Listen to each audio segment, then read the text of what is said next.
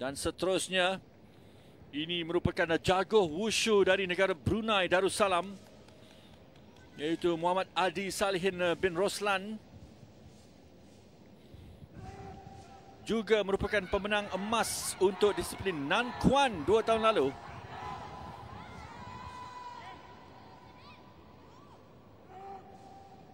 Brunei tidak kurang hebat dalam sukan wushu, membawa pulang emas menerusi Muhammad Adi Salihin dalam Nan Kuan. Kali ini menunjukkan aksinya dalam Nan Dao.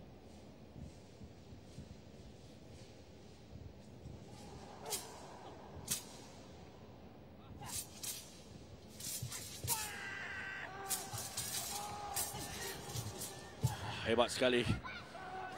Tinggi intensiti yang ditunjukkan di sini oleh Adi Salihin.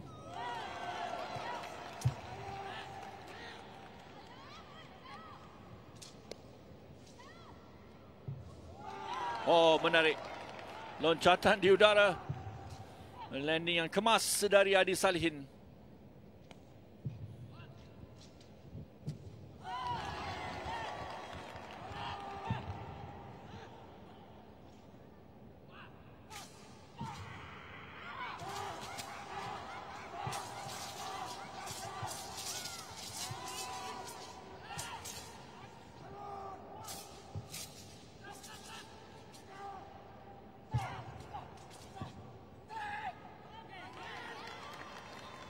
Penuh dengan aksi-aksi yang penuh bertenaga di sini dari Adi.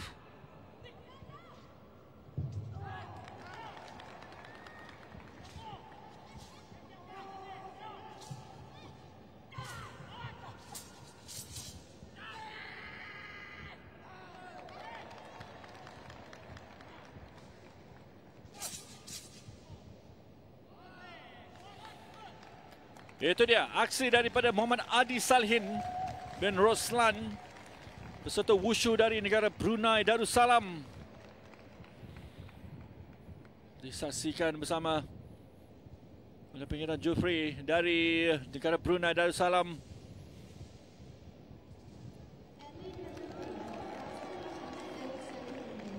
Pungutan mata bagaimana? 9.783. Yang paling tinggi setakat ini mengatasi Nong Van Hu.